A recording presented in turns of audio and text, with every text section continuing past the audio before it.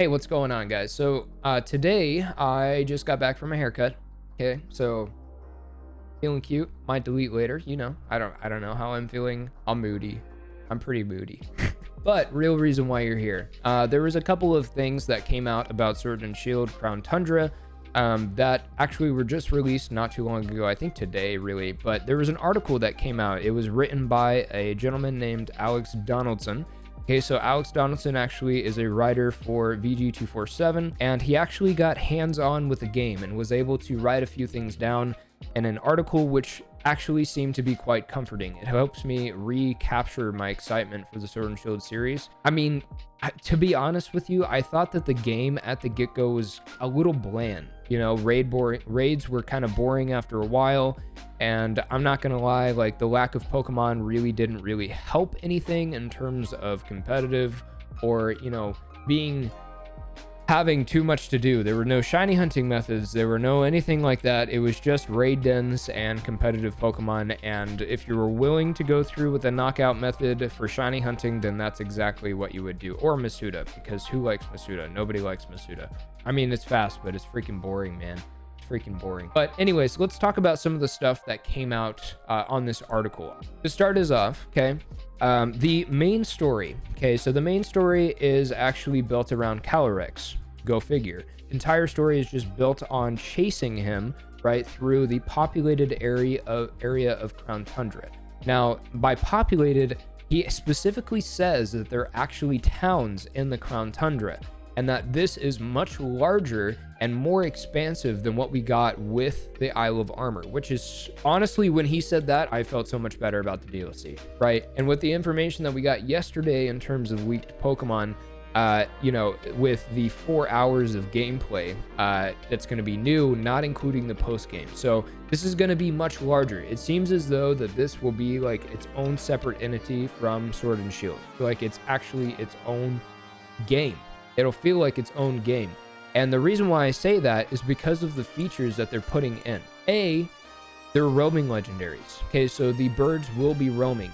And in order to be roaming, I would assume that the actual landscape of the Crown Tundra would actually have to be pretty large itself, because you don't want to just be like, oh yeah, well I'm over here at the dojo, but I can see Zapdos over there at the Dark Tower. You know what I mean? That would be dumb. That would be actually dumb. It actually seems as though that this game will be quite expansive, or the DLC will be quite expansive, which is really nice. In order to start that whole legendary roamer, it's actually called a Legend of 3. Okay, so the Legend of 3, basically once you start the cutscene, right, the legendaries will end up battling, and then they'll go through and then they become roaming. So they'll end up traveling all across the land, and you have to hunt them down and find them just as though you would do Calyrex. Now, the interesting thing about a Legendary 3 of a Legendary Tree is actually this was actually leaked not too long ago. There were a few of them. I think that those are I think the other ones are based on the raid dens, because the only way to encounter those ones, you actually have to go through the raid dens. However, I do think the Regis are actually a part of the main story. So the Regis, we'll be able to experience the Regis on a whole different level, which is kind of cool. I've always really enjoyed the Regis. So yeah, I'm particularly very, very excited about that. So with Dynamax Adventures. Okay, so Dynamax Adventures, he actually brought up an interesting point that came up just the other day. As most of you know, once you start the raid battle, you and your partners will be able to choose from rental Pokemon that essentially allow you to maneuver through the Dynamax cave, going through specific pathways and choosing ultimately which way you lead to the end. You'll know that you'll be able to do a series of 3 raids, okay? And then the 4th raid will actually be the legendary. Now, once you beat the raid, only one of you and or your teammates will be able to switch out that Pokemon in order to replace one of the Pokemon on your team. So it makes things much more strategic.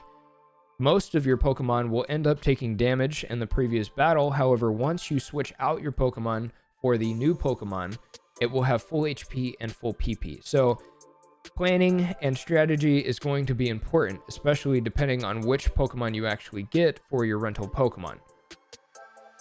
Now, the next thing is the Galar Star Tournament. So the Galar Star Tournament we've known about. They showed it in the in the mini direct that we got not too long ago. And it kind of showcased the fact that you'd be able to battle alongside one of the characters from the game versus 2 other characters of the game. Now, one of the cool things about this is you'll be able to actually choose your partner. So you'll be able to choose your partner, as well as you actually have to beat the base game, including the champion, as well as doing Crown Tundra. So you'll actually have to beat the game in order to do the Galar Star Tournament. And from what it's described as, it's supposed to be the hardest challenge Sword and Shield has to offer. So that sounds kind of cool. I'm not gonna lie. I mean, I feel like as though this could possibly be more of a battle tree or battle tower or battle frontier sort of effect. It seems as though this could be somewhat of a challenge for a lot of players. I know the dojo at some points did get a little challenging depending on what Pokemon you did end up choosing. However, the Galar Star Tournament seems as though this is a little more built around difficulty and advanced playing. So could be kind of cool. If I get to battle against if I get to battle with Marnie, like, I'm super down. Why not? Because she's my she's a queen. But yeah, so let me know what you think in the comment section down below. I know there was kind of a lot of information. I'll have everything linked in the description down below. So if you want to go read or watch the video for yourself, you may. But other than that, tomorrow is Crown Tundra. So hopefully I will see you guys soon. Be sure to join the Discord server. Follow us on Twitch because we will be streaming this. And I will try my best to get everything up in a timely manner in order to actually get some guides up to make sure that your experience with the Crown Tundra will be good. Yeah, so let me know what you think in the comment section down below. I'll see you guys later. Okay, bye. I don't know anything about follow Pokemon. I don't know if they fixed that feature, but